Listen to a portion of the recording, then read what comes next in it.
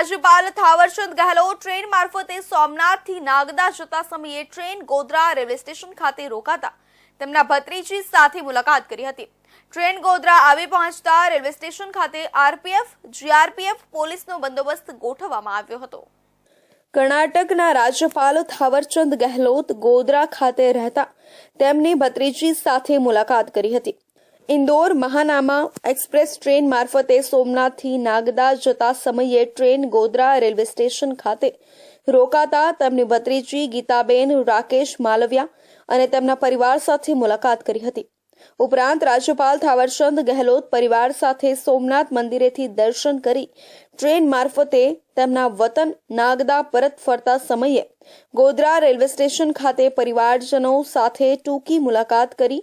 ઉપરાંત ટ્રેનના કોચમાં સવાર તેમના પરિવારના બાળક સાથે રાજ્યપાલ ગમ્મત કરતા સહજ સ્વભાવમાં જોવા મળ્યા હતા।